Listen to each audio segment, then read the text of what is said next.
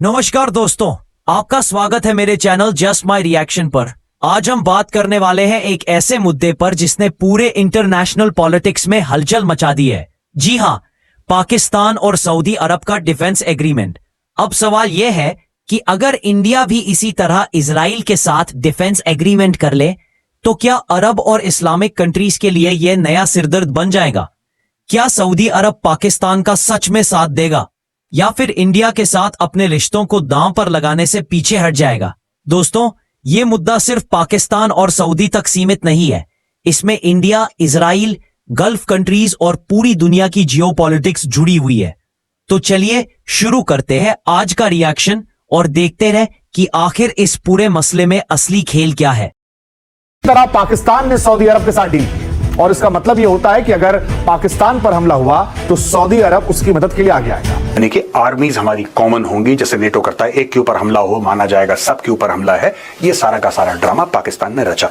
और इंडियंस कहते हैं क्योंकि सऊदी अरब को ये समझना चाहिए कि जो इंडिया और पाकिस्तान का मसला है उसमें बीच में आपको नहीं आना चाहिए। अब सवाल ये पैदा होता है कि तुर्की भी पाकिस्तान के साथ खड़ा है, चाइना भी पाकिस्तान के साथ खड़ा है, and then this is all Saudi Arabia.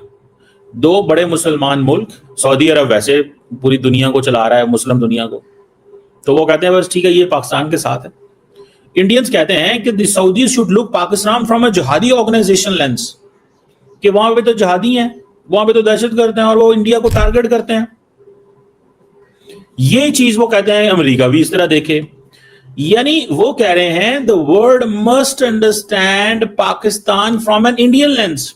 ये कैसा है सीन? अरे यार कुछ नहीं है, एक की फट गई है, एक की फटी पड़ी है, दोनों आके बेशरम गले मिल गए हैं कि भैया अगली बार फटे तो थोड़ी हमारी बचा लेना। एक कह रहा है अगर हमारी वो फाड़ने आए, भी बताऊंगा वो कौन है, तो तुम्हें मुझे मैन पावर देना पड़ेगा, और तुम्हारी अगर कोई फाड़ेगा तो मैं तुम्हें पैसा दूंगा।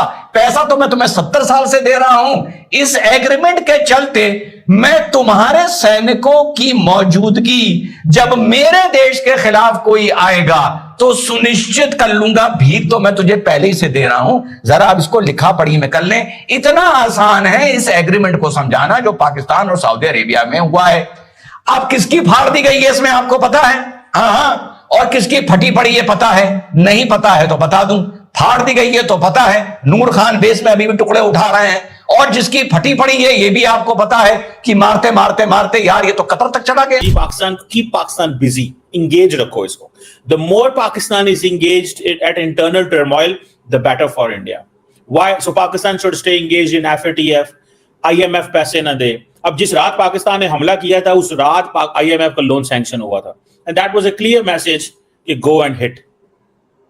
एंड इंडियंस ने तभी कहना शुरू कर दिया था ये इंटरनेशनल इंस्टीट्यूशन ये टेररिस्ट इंस्टीट्यूशन है। The mainstream media, the seasoned journalist like Shiv Arora said that these are terrorist institutions, IMF, UN ये दहशतगर्द इंस्टीट्यूशन है। इंडिया इस चीज को फोकस करे कि पाकिस्तान जो है ना वो आपकी ये सारी चीजें करना इज नॉट ऑल दैट, जिसको समझना होगा आपको। ठीक है, हमें इस दुनिया की ये जो ऑडियंस है इसको क्लियर करना है कि यार हमें एंड इंडिया मस्ट अंडरस्टैंड कि India single handedly can not do all that. India ये नहीं कर सकता कि वो कहे पाकिस्तान को आइसोलेट करना है, हमने हर कीमत पे करना है। और जब इंडिया ने दरअसल स्टैंडर्ड बहुत हाई सेट कर लिया that we want growth of India and we want downfall of Pakistan. उसमें ये कि अगर मोहम्मद बिन सलमान साहब अगर रिफॉर्म चाहते हैं इस्लाम के अंदर तो उनको सिर्फ अपनी मिलिट्री पे भरोसा नहीं हो सकता, क्योंकि आपको याद होगा जब सीजर हुआ था मक्का का, तो जिन लोगों ने मक्का को 1970-71 में सीज किया था वो लोग थे जो ये कह रहे थे कि ये हमारी सोसाइटी में सेक्युलरिज्म ला रहे हैं, और सऊद और इन्हीं की फैमिली के अगेंस्ट में वो हुआ था। उसके बाद से उनको पीछे हटना पड़ा था। तो एक तो ये कि क्या मोहम्मद बिन सलमान साहब देखिए ये सोच रहे हैं कि भाई we can't just rely on our own forces, तो उसके लिए वो पाकिस्तानी फोर्सेस ला रहे हैं। शायद पाकिस्तानी चूंकि कोई भी अरबी हो तो वो तो वैसे ही फ्लैट हो जाते हो, सोचते हैं तो खुद ही डिवाइन पर्सन है just because he happens to be अरबी पर्सन। एक ये रीजन हो सकता है कि भाई उनका लार्जर से होगा, पाकिस्तान की आर्मी की डिपेंडेंस बढ़ेगी अगर वो कुछ खर्चा वर्चा करने को देते हैं या कुछ खर्चा चलाने के लिए पैसा देते हैं। आई डोंट नो, मतलब क्या इसके फाइनेंशियल रिपरकशंस हैं वो देखा जाएगा। तो एक तो ये मेरे ख्याल से तो ये अच्छी चीज है दैट ये डिफेंस डील टेक प्लेस की है। आई डोंट थिंक ये डिफेंस डील अमेरिका जैसे पावर के अगेंस्ट में है। वो कंसीडर करना भी जोक होगा। लेट्स से कल को अमेरिका सऊदी अरेबिया पे अटैक कर देता है, टू से कि पाकिस्तान अमेरिका पे अटैक करेगा उनके F-16 से, this is preposterous as it gets. तो ये डिफेंस डील क्या मतलब, आप ये सोच रहे कि इजराइल पे आपने अगर पाकिस्तान ने हमला किया, मान लीजिए कल को सऊदी अरेबिया के ऊपर इजराइल ने हमला कर दिया, Pakistan in response goes ahead and attacks Israel, आप सोच रहे हैं कि ये डिफेंस डील बस वहीं तक रहेगी? इसके रिवर्बरेटिंग इफेक्ट होंगे, रिवर्बरेटिंग इफेक्ट इंटायर क्रिश्चियन वर्ल्ड या इंटायर ह्यूमैनिटी जो है वो एक तरफ हो जाएगी और इस तरीके के जो अलायंस है वो एक तरफ हो जाएगा।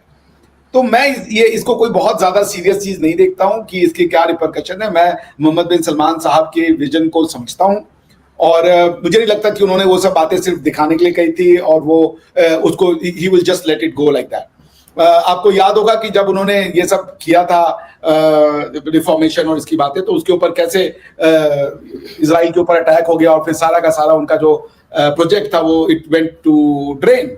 तो मैं इस डिफेंस डील से कोई बहुत ज्यादा मुझे ये लगे कि कोई बड़ा चीज हो गया, I don't consider it in any way. कल को अगर हमारे ऊपर टेररिस्ट अटैक होता है, हम पाकिस्तान के ऊपर फिर से उसी तरीके से अटैक करेंगे, और हमने तो पाकिस्तान के ऊपर कभी अटैक किया नहीं, हमने उनके टेररिस्ट पे अटैक किया। तो एग्रेशन की डिफेंस डेफिनेशन क्या होती है वो भी देखना पड़ेगा। सो अभी लीस्ट बॉदर्ड कि इससे क्या हो जाएगा। आई डोंट थिंक कि ये कोई फोर्स मल्टीप्लायर होगा, क्योंकि सारे वेपनरी भी आपके बाहर से ही आ रहे हैं। चाइनीज वेपनरी के ऊपर बहुत ज्यादा रिलाई कर जाना, वो आरजू जी को पता है कि कितना खतरनाक हो सकता है, फकर भाई को भी पता है। लेकिन जो मुझे सबसे बड़ा अफसोस लग रहा है कि विश्व किधर जा रहा है और पाकिस्तान की जो चॉइसेस है वो किधर जा रही है। चले, मैं फकर भाई के एक एंगर को समझ सकता हूं कि कतर पे हमला हुआ, हमास के ऊपर हमला हुआ और इजराइल से एक नाराजगी मुस्लिम वर्ल्ड में। इंडिया शुरू से एक ही बात कर रहा है, पाकिस्तान को पॉलिटिकली ऐसे कर दो, इकोनॉमिकली कर दो, आइसोलेट कर दो, ये कर दो, वो कर दो। They have failed and the one thing that basically gels and makes and bring Pakistan on track is the military. लेकिन वो पाकिस्तान के साथ खड़ा है और पाकिस्तान को कुछ भी ना करे ना, अगर वो कुछ भी ना करें, सिर्फ पाकिस्तान की फोर्सेस को, इकोनॉमी को, चीजों को ट्रैक पे लेके आए। जैसे मिसाल के तौर पर मैं बताता हूं आपको इंटरेस्टिंग बात, अब ये समझिएगा इस चीज को, this is interesting, very interesting चीज है कि जो सऊदीज हैं वो क्या करेंगे, वो एक, आप देखिए इसको, ये समझे, ये जो स्ट्रेटेजिक म्यूचुअल डिफेंस एग्रीमेंट है दोनों मुल्कों के दरमियान, ये लैंडमार्क तो है ही है, इसकी अपनी वो है, but it does not provide a nuclear umbrella for the kingdom.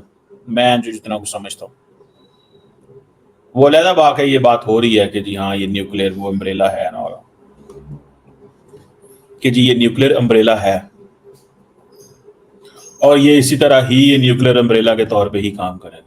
मैं समझता हूं कि इसका मकसद जो है फोर्सेस के दरमियान इंटरऑपरेबिलिटी बिल्ड करना है, readiness, intelligence sharing and above all industry, defence industry collaboration है, डिफेंस इंडस्ट्री कोलैबोरेशन है, पोटेंशियल जो है टेक्नोलॉजी का, टेक्नोलॉजी ट्रांसफर। तो दोस्तों, कैसी लगी ये वीडियो? आशा करता हूं कि ये आपको पसंद आई होगी। तो इसी बात पर एक लाइक और प्यारा सा कमेंट कर दीजिए, और अगर आप नए हैं तो सब्सक्राइब करके जाइए, क्योंकि आपका भाई ऐसे ही वीडियो लाता रहता है।